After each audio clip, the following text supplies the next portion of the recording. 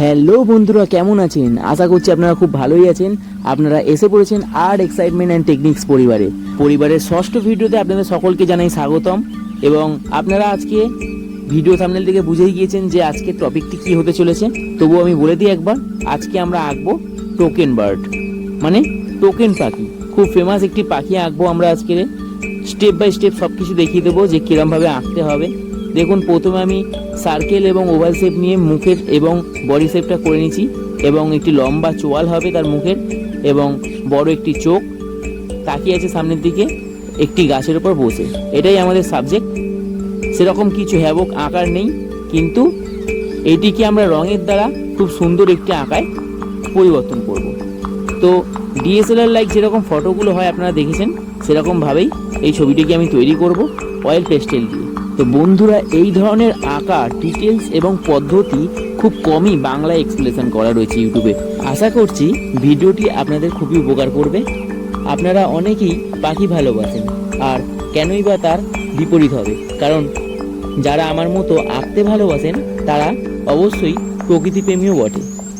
তাই আজকে আমরা প্রকৃতির এক অপরূপ সৃষ্টিকেই রং ও পেন্সিলের দ্বারা ফুটিয়ে তুলব। তো দেখুন, ডালের ওপর একটি পাখি বসে আছে। এই আঁকাটিকে আমি একটি ডিএসএলআর মোড বা ফগি এফেক্ট দিয়েছি। থাম্বনেলে দেখেছেন আপনারা, এবং ইন্ট্রোতেও দেখেছেন যে কীভাবে ব্যাকগ্রাউন্ডটাকে আমি করেছি। ওই ব্যাকগ্রাউন্ডের কালারটা এখন শুরু করলাম, ধীরে ধীরে বিভিন্ন ধরনের কালার দিয়ে ব্যাকগ্রাউন্ডটা করব। আমি এখানে দেখানোর চেষ্টা করেছি যে ব্যাকগ্রাউন্ডে যেখানে পাখিটি বসে আছে তার ব্যাকগ্রাউন্ডে যে কালারটা আছে সেটি কোনো একটি অরণ্যের প্রতিচ্ছবি এবং আকাশের উচ্ছ্বাসের সাথে হেসে খেলে একাকার হয়ে গেছে। সেই জিনিসটাকে কিন্তু আমি রং পেন্সিলের দ্বারা ফুটিয়ে তুলেছি, এবং যে অরণ্যের যে এফেক্টটা, আকাশ ও অরণ্য একসাথে মিলেমিশে গেলে যেরকম একটি কালার হয়, এবং ডিএসএলআর যে ফটোগুলো একটি হেজি ভাব আসে, মানে ফগি যে এফেক্টটা রয়েছে, সেই জিনিসটাই আমি তৈরি করেছি। এখানে কি করে করেছি, বিভিন্ন ধরনের যে কালারগুলো ইউজ করেছি আমি কিন্তু এখানে আপনাদের সিম্পলিফাইয়ের জন্য প্রত্যেক কটি কালারের আমি নাম দিয়ে রেখেছি ক্যাপশন করে, এবং তারপরে সেই কালারগুলো আমাদের যখন হয়ে যাবে করা, তারপরে আমি সবসময় বলেছি যে একটি সুতির কাপড় রাখতে কাছে, অবশ্যই অয়েল পেস্টেল কালারের সুতির কাপড় থাকলে রঙটি ব্লেন্ডিং করতে খুব সুবিধা হয়। তো এই পুরোটা আমাদের করা হয়ে গেলে আমরা কিন্তু রঙটিকে ব্লেন্ডিং করব, যাতে ডিএসএলআর মোডের ব্যাকগ্রাউন্ডটা আমরা পেয়ে যাই। তো দেখুন, আমি এখানে বিভিন্ন ধরনের কালার ইউজ করেছি। আমি আর এক্সট্রা করে ভিডিওতে বলছি না এখন কোনটা আমি কোন কালার ইউজ করছি। অবশ্যই আপনারা দেখে নিচ্ছেন সাইডে, আমি ভিডিওতে ক্যাপশন করে দিয়েছি যাতে আপনাদের সুবিধা হয় আঁকতে।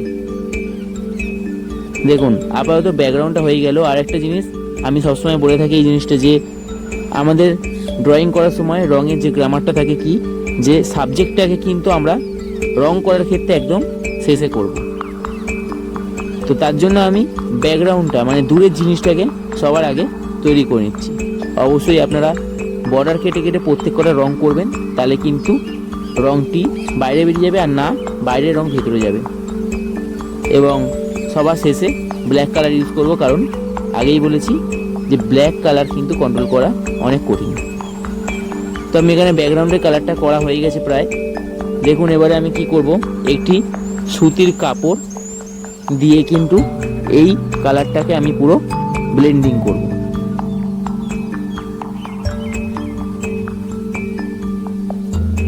দেখতে পাচ্ছেন, একটি সুতির রুমাল নিয়ে নিয়েছি আমি, ওটা দিয়ে পুরো কালারটাকে কিন্তু আমি ব্লেন্ডিং করব। আর ব্লেন্ডিং করার ক্ষেত্রে কিন্তু আমি সবসময় বলে থাকি, ব্লেন্ডিং করার ক্ষেত্রে কোণাসে যে জায়গাগুলো রয়েছে, মানে কর্নার ক্ষেত্রে আপনারা একটু আস্তে হাতটা থ্রু করবেন, তাহলে কিন্তু রঙটা ঘেঁটে যাবে না, নইলে কিন্তু রঙটা ঘেঁটে গিয়ে অন্য কালারের ভিতরে ঢুকে যাবে। আমি এখানে ভিডিওটা একটু স্পিড করেছি, কেননা ভিডিও মুভমেন্ট একটু স্পিড না থাকলে ভিডিওটি অনেক লং হবে, লেন্থি হবে। অবশ্যই একটি ভিডিও করতে অনেক টাইম লাগে এবং আঁকাটি করতে অনেক ধৈর্য লাগে। আপনারা ধৈর্য ধরে দেখুন এবং কমেন্টে অবশ্যই জানাবেন যে আমার এই আঁকাগুলো আপনাদের কেমন লাগছে।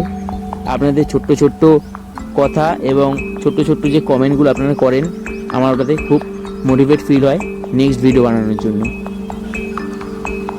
আমি ব্যাকগ্রাউন্ডে একটি সুন্দর পাখির ভয়েস দিয়েছি, ছোট্ট একটি সাউন্ড এফেক্ট দিয়েছি যাতে আপনাদের ভালো লাগে শুনতে। বন্ধুরা দেখুন, যে যে জায়গাগুলো কর্নার রয়েছে প্রত্যেকটি আঁকার কর্নারে কিন্তু আমি হাতের মুভমেন্টটা খুব আস্তে করে রেখেছি যাতে রঙটা ঘেঁটে না যায়। আর এখানে দেখুন স্কাই আর যে ইয়েলোর টোনটা রয়েছে ওই জায়গাটাতে লাস্টে মেশাচ্ছি, কারণ যাতে এফেক্টটা ছড়িয়ে গিয়ে একদম আলাদা আলাদা কালার না হয়ে যায়। এমনিতেই লাইট ব্লু এবং ইয়েলো মিশে গিয়ে গ্রিন কালার হয়, তো তার জন্য এই জায়গাটাতে আমি শেষেই করেছি।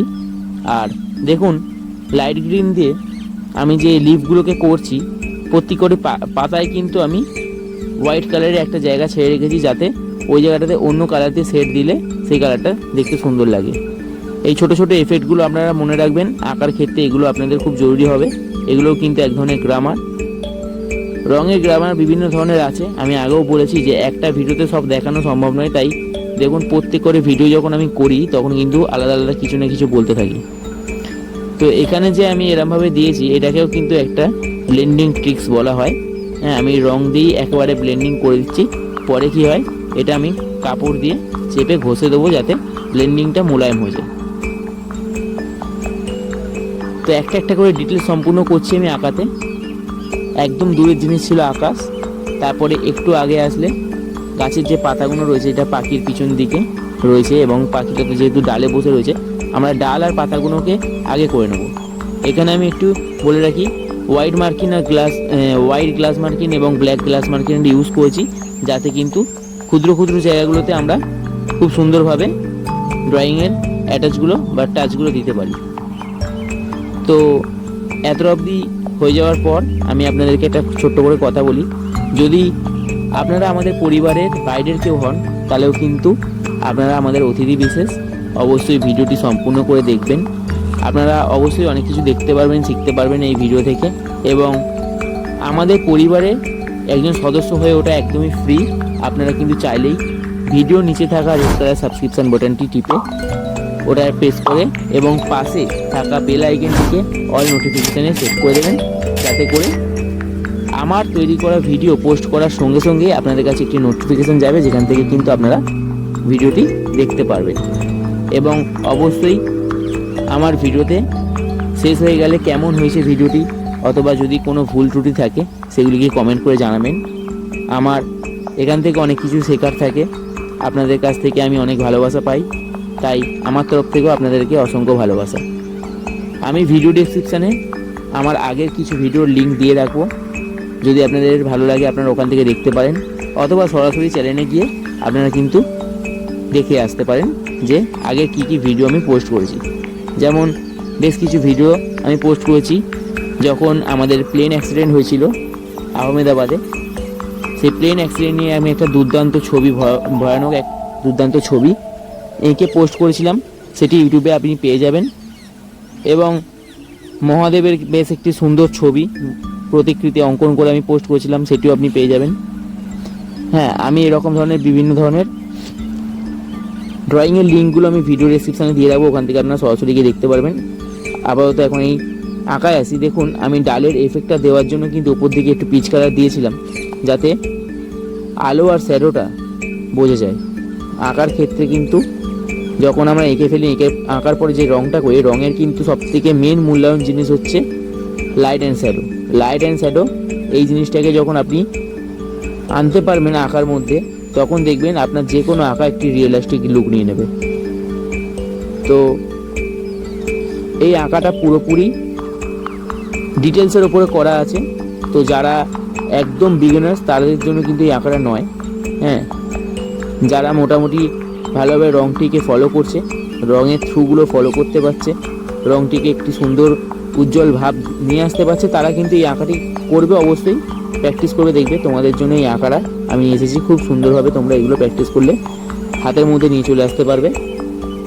একটি আঁকাকে একবার মাত্র করলাম, করে ছেড়ে দিলাম মানে, তাহলে কিন্তু আমার ওটা প্র্যাকটিস হলো না বা এই জিনিসটাকে আমরা শিখতে পারবো না। একটি আঁকা করার পর আবার প্র্যাকটিস করলে দেখবে আস্তে আস্তে জিনিসটা আরও বেশি উন্নত হবে। আমি এখানে যে স্কাই এবং ডিপ ব্লু যে টোনটা দিয়েছি, মানে পার্সেন্ট ব্লু যে টোনটা দিয়েছি, এটা দেওয়ার কারণ হচ্ছে পুরো পাখিটার কালারটা আমি ব্ল্যাক রেখেছি।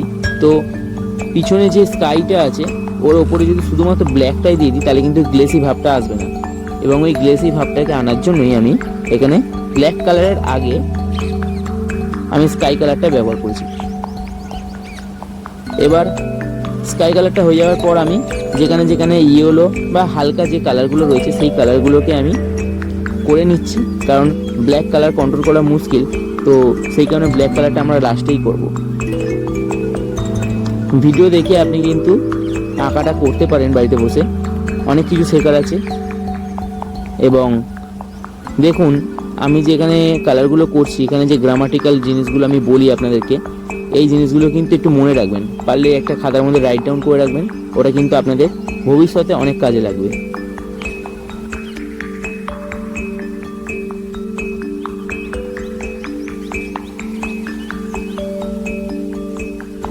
এইবার দেখুন সব শেষে আমি ব্ল্যাক কালারটা স্টার্ট করছি, কারণ এখন আর অন্য কোনো কালারের কাজ নেই, আমাদের ব্ল্যাক কালারেরই কাজ আছে। কিছু কিছু টোন দেওয়ার ক্ষেত্রে ওই স্কাই কালার আর ব্লু কালারটা আমি ব্ল্যাকের ওপরে ইউজ করব, দেখতে পারবেন ভিডিওতে আপনি। আর ভিডিও শেষে বলে রাখি, অবশ্যই আপনারা কিন্তু কমেন্টে জানাবেন যে আঁকাটা কেমন হয়েছে, কারণ আঁকাটাই আমার অনেক টাইম লেগেছে করতে, এবং ভিডিও এডিট করতে তো অনেক টাইম লেগেই যায়, আপনারা জানেন। তো আপনাদের জন্য আমি এই জিনিসটা করি, পরিশ্রমটা করি। আমার ভালো লাগে খুব যে আপনারা কমেন্ট করে বলেন যে খুব সুন্দর হয়েছে, বা এই জায়গাটা এরকম হলে আর একটু ভালো হতো, এই জিনিসগুলো আমাদেরও জানার থাকে। তো চলুন, আজকে ভিডিওটা মোটামুটি শেষ হয়ে এসেছে। ব্লেন্ডিংয়ের কিছু কাজ বাকি মাত্র। কটনের কাপড় দিয়ে এরকমভাবে ব্লেন্ডিং করে দিচ্ছি আমি এখন।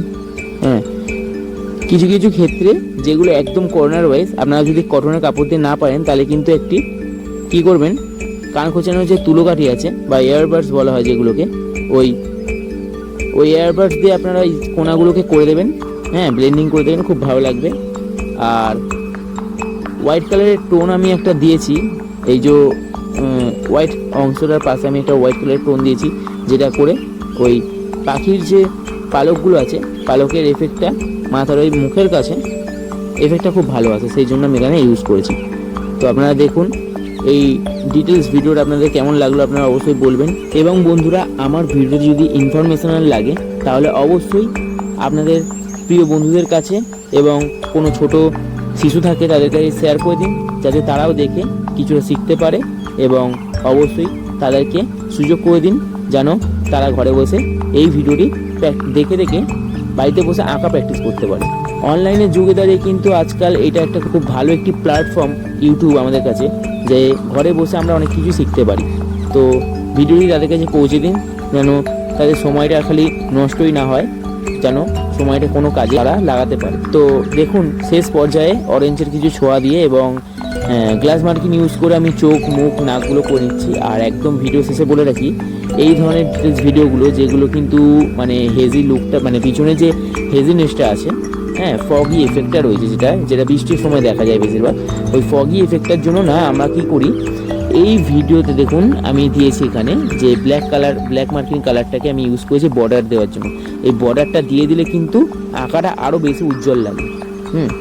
তো রেজলিউশন বাড়িয়ে ভিডিওটা দেখছেন যদি, তাহলে কিন্তু আপনারা আরও ভালো বুঝতে পারবেন, এফেক্টটা খুব ভালো আসবে। এবং পরিবারের এই ভিডিওটা যদি ভালো লেগে থাকে তাহলে অবশ্যই লাইক, শেয়ার, কমেন্ট করতে একদম ভুলবেন না।